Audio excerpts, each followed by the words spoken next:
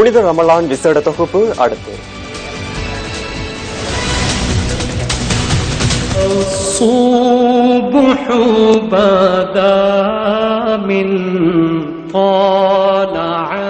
புனித ரமலான் மாதம் நம் உள்ளங்களை தூய்மைப்படுத்தக்கூடியதாகவும் சிறு தவறுகளை களைந்து உண்மையான மாமீன்களாக நாம் வாழ்வதற்கு தம்மை தயார்படுத்தக்கூடிய மாதமாகவும் உள்ளது.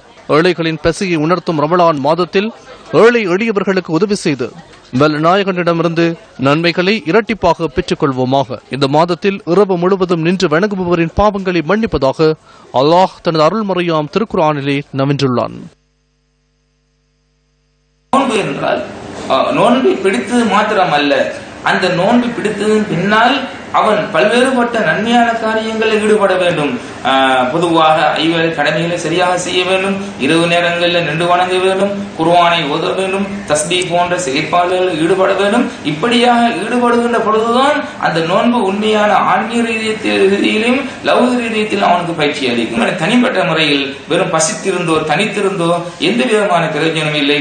அதன் மூலமாக பசித்திருப்பதோடு தனித்திருப்பதோடு ஏனைய நல்ல அமல்களை செய்வதன் மூலமாகத்தான் ஒரு மனிதனுடைய பாவக்கரைகள் போக்கி ஒரு மனிதனை ஒரு சிறந்த புனிதனாக ஆக்கக்கூடிய ஒரு பாக்கியத்தை இந்த ரமலான் வைத்திருக்கிறது என்பதை நான் இந்த இடத்துல கூறி வைக்க ஆசைப்படுகிறேன்.